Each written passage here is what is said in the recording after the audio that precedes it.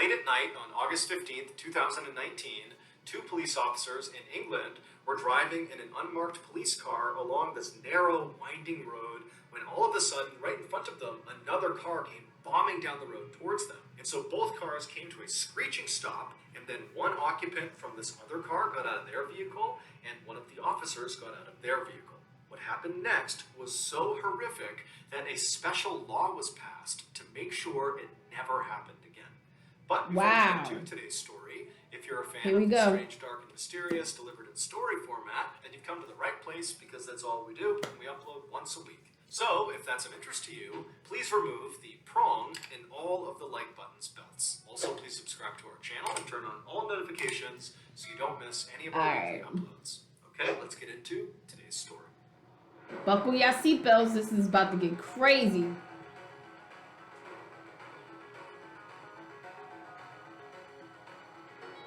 Harper's Law.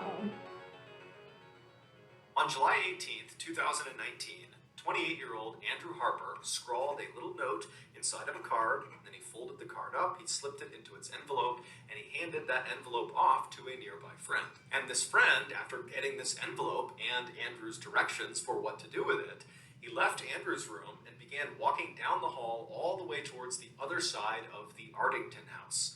The Ardington house, where they were staying, is this beautiful mansion built in the 1700s that sits on about 30 acres of gardens and parklands, and it's located about an hour west of London in the English countryside. Once Andrew's friend, with this letter in hand, had walked all the way across the mansion and had found the room he was looking for, he gently knocked on the door, and then after being led inside, he made his way right over to 28-year-old Lissy Beckett, and he handed her the envelope. Lissy and Andrew had grown up in the same town of Wallingford, which is a small rural town about 10 miles away from where they were at the Ardington house. And from the time Lissy and Andrew had met each other when they were 15 years old, they had become totally inseparable. It was truly love at first sight. And now, 13 years later, they were finally getting married. And so Lissy, after getting this envelope, she saw the writing on the outside of it and knew it was from her fiancé. And so she smiled, she opens up this letter, and she reads what's inside. And it just said, "Life is slippery. Here, take my hand." While on the surface, this little note seemed like nothing more than a romantic gesture from Andrew, in reality, those 7 words contained in that card were a great representation of who Andrew really was. He was a protector. Ever since Lissy could remember, Andrew had always been so concerned with her safety, and for that matter, anybody around Andrew was just worried about, wanted to make sure everybody was taken care of. And as Andrew got older and grew to be this massive 6'5" tall man, his natural inclination to protect other people only became more pronounced. While Andrew was known for being incredibly charming and friendly and approachable, at a moment's notice, he could flip the switch and literally step in and use his big frame to protect anybody that needed protecting, no questions asked. And so it came as no shock to Lissy, or really anybody who knew Andrew, when Andrew, at the age of 19, became a special constable, or volunteer police officer, for the Thames Valley Police Department. This police department was the same one that oversaw Wallingford, where he and Lissy had grown up, and also the surrounding areas. And just a year after becoming a special constable, Andrew had done such an amazing job that he was hired on by the Thames Valley Police Department to be a regular constable, so a full-fledged police officer. And over the following years that he was a regular constable, Andrew's hard work and dedication would quickly make him one of the most well-respected and well-liked police officers on the force. In fact, just a few weeks before he sent off that letter to Lissy on the day of their wedding, Andrew had been promoted.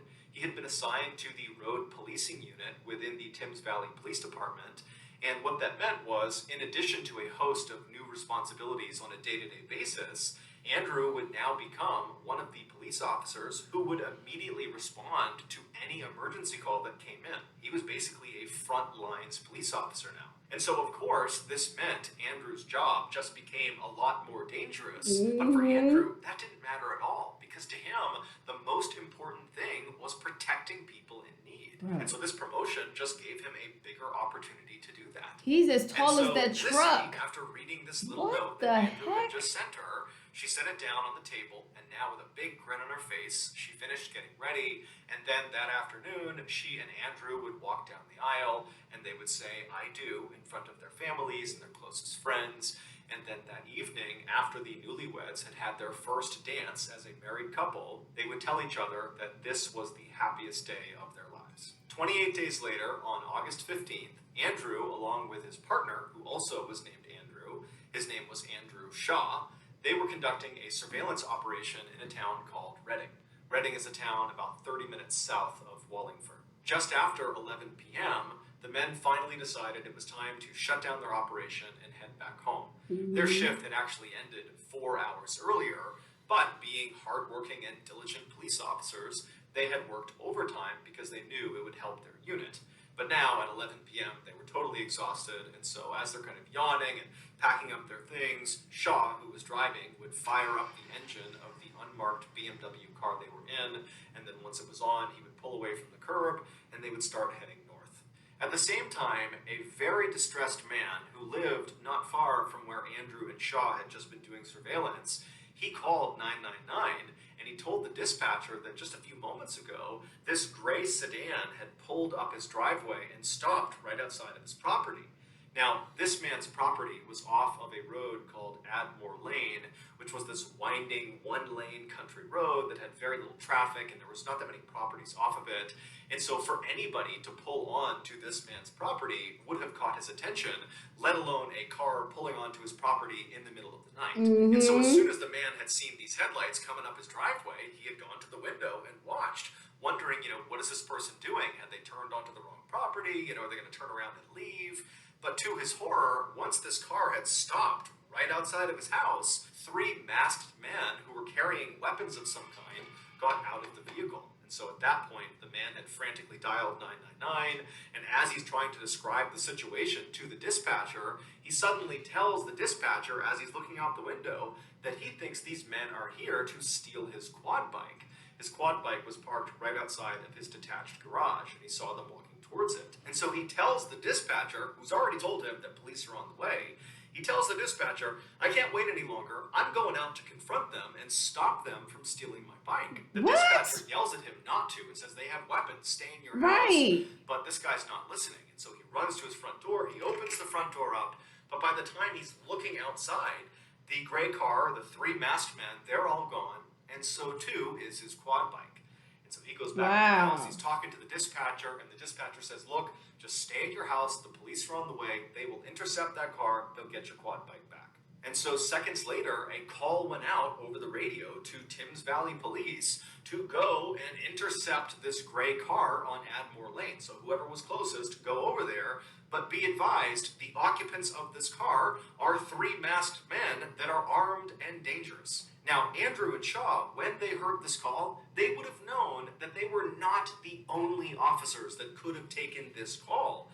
And they also would have known that they've been off the clock now for like 4.5 hours. There was no expectation that they would continue to work and go take this call. But they didn't care at all. When that call came across, the only thing they thought about was, do your job. And so Shaw whips the car around and he speeds towards Admore Lane, and he pulls off of the main road called the A4. He gets onto Admore Lane and he starts driving north. Now, as soon as they turned onto that road, their vehicle effectively blocked the way for anybody coming the other direction.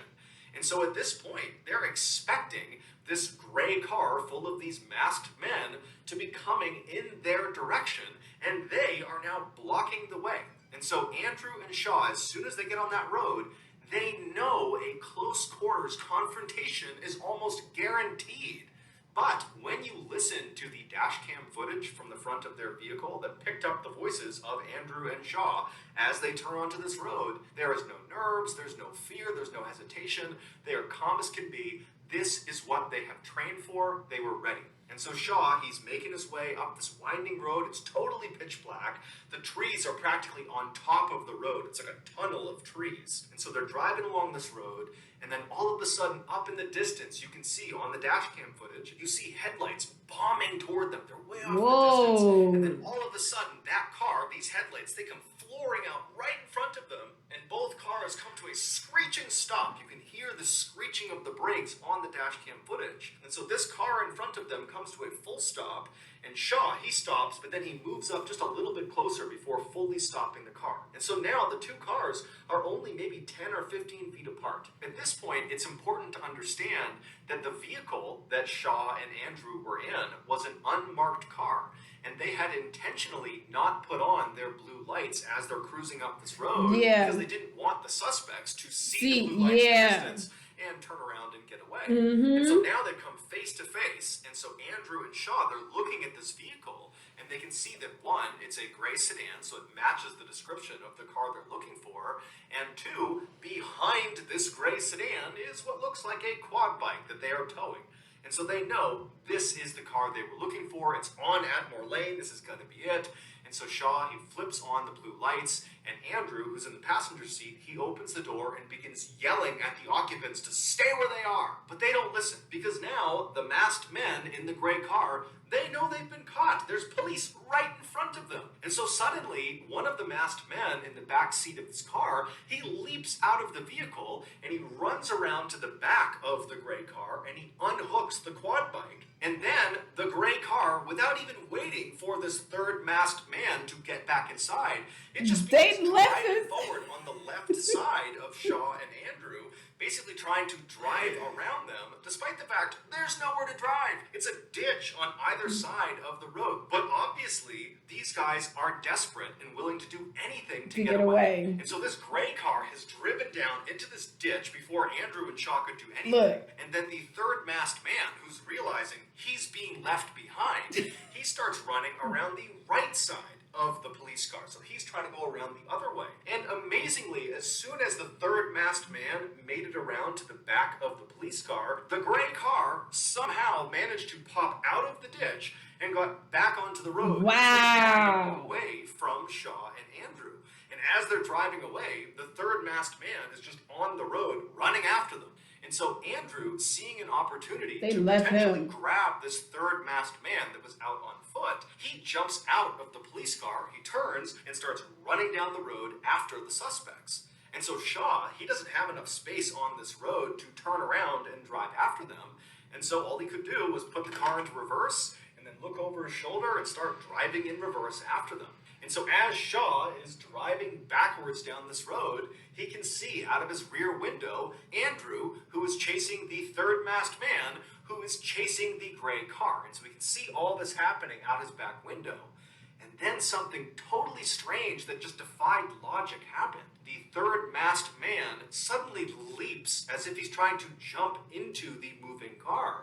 And at the same time, Andrew, who's closed the distance on him, kind of lunges for the third masked man. And then just as suddenly as these two maneuvers have happened, both men just vanish, and then the gray car just drives away and disappears. And so Shaw, he's watching this happening, and he has no idea what he's just witnessed. He's thinking, where did Andrew go? Where'd the third masked man go? What's happened? But he still can only drive in reverse, and so he's just driving and driving, and then finally he reaches a point in the road that's just wide enough that he's able to turn the car around, and as he's doing that, you hear over dispatch that someone is asking Shaw, what's going on? Where are you? And all Shaw is able to say is, my partner, Andrew, has gotten out of the vehicle, and I lost him. I don't know where he is.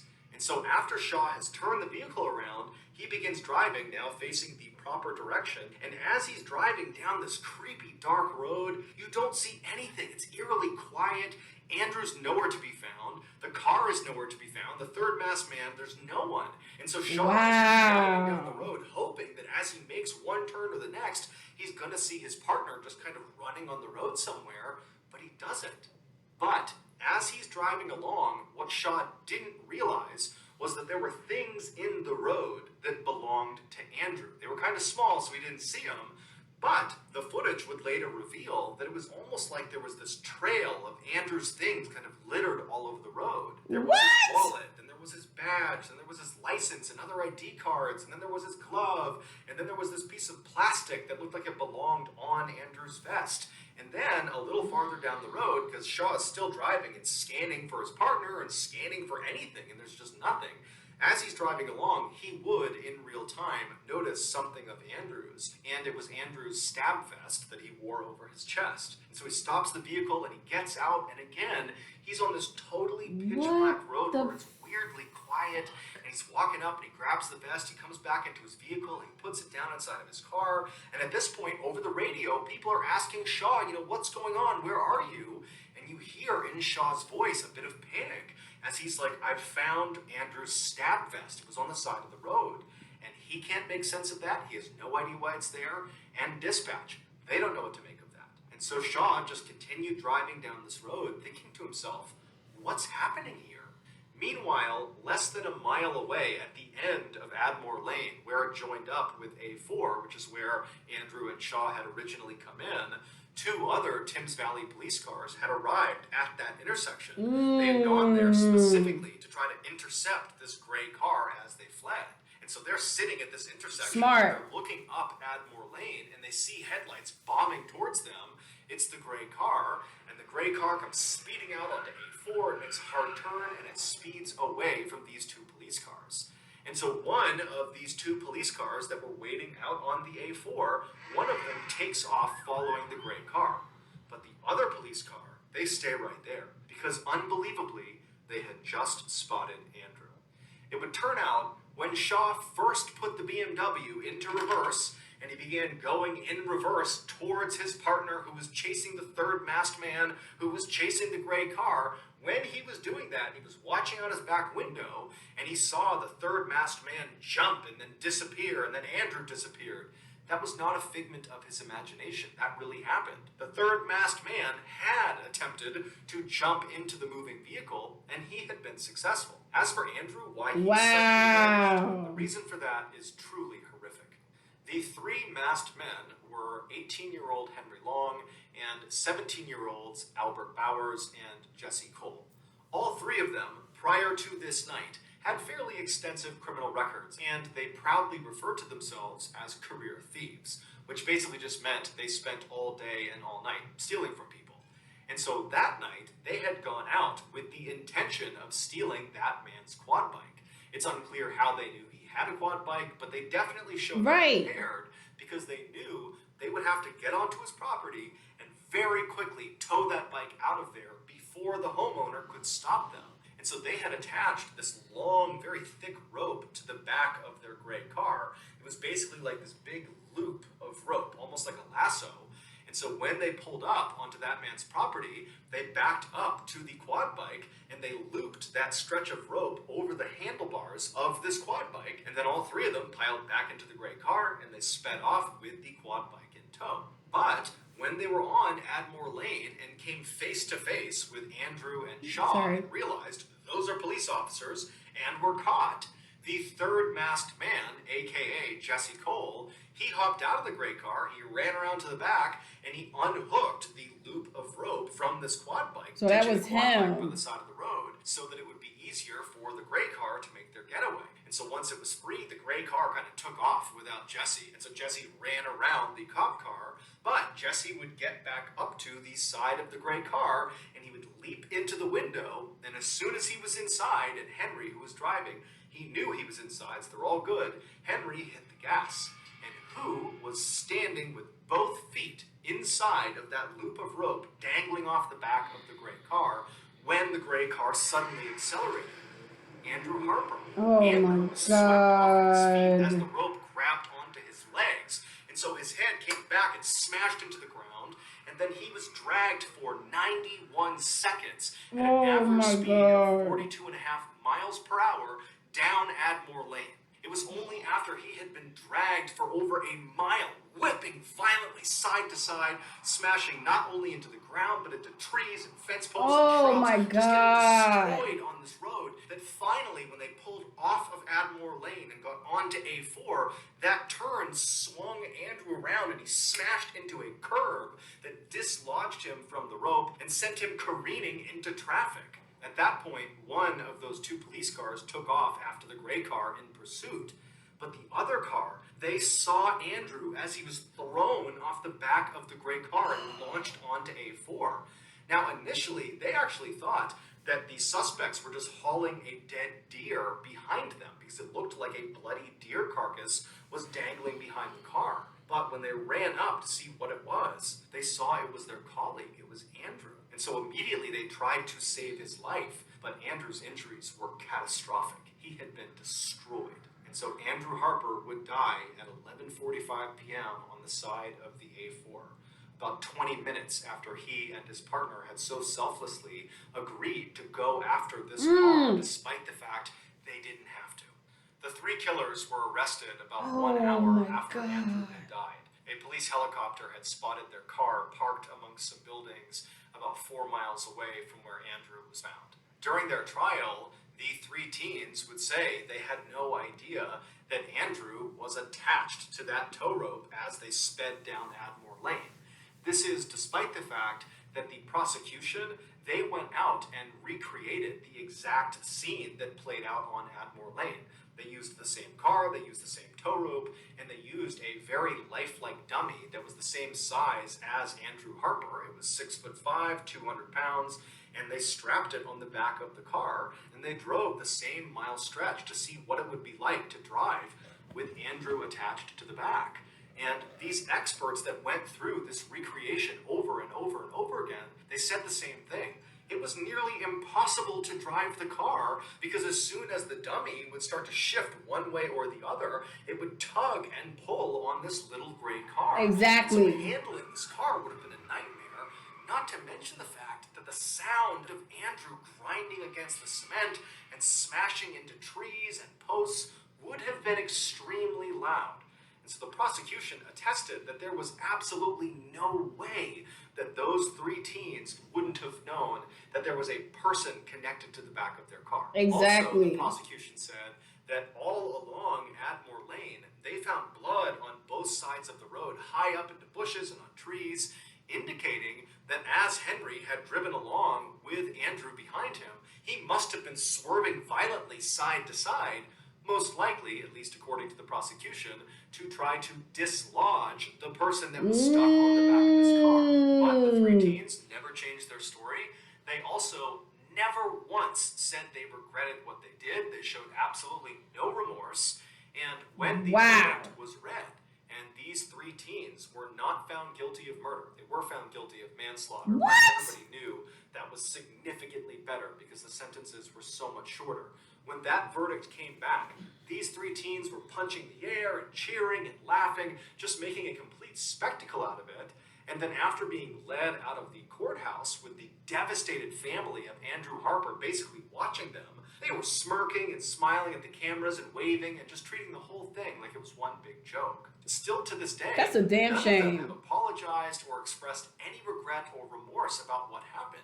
In fact, two of the killers, Jesse and Albert, they've come out publicly and said they're going to write a book about this crime, about killing Andrew Harper, and there's no indication that this book is being written because they feel bad. It's almost certainly being written because it's an opportunity to make money. Following the verdict, Andrew's wife, Lissy, who was totally devastated not only by the loss of her husband, what is wrong with people? but also by what she viewed as total injustice with regards to the fact that these three killers had not been convicted of murder, she would go on to lobby for years to pass a brand new law called Harper's Law that would give an automatic life sentence to any criminal that killed an emergency worker while they were committing a crime, meaning this law would not differentiate between whether it was manslaughter or murder. If you killed an emergency worker while committing a crime, you're going to jail for life. And this year, Harper's Law was passed. However, it will have no effect on the sentences of Andrew Harper's killers. Henry would be sentenced to 16 years in prison, and the other two, Albert and Jesse, would be sentenced to 13 years in prison each. each. What? 3 of them will be eligible for parole by the time they are 28 years old. What which is the- the same age that Andrew was when they killed him. I'm done. So that's going to do it. If you got something out of today's episode and you haven't done this already, please remove the prong from all of the like button's belts. Also, please subscribe to our channel and turn on all notifications so you don't miss any of our weekly uploads. We now have As always, thank you for watching me react to these creepy, mystery, paranormal, all these crazy videos. And hit that subscribe button for me so you can see more videos just like this one. Toodles!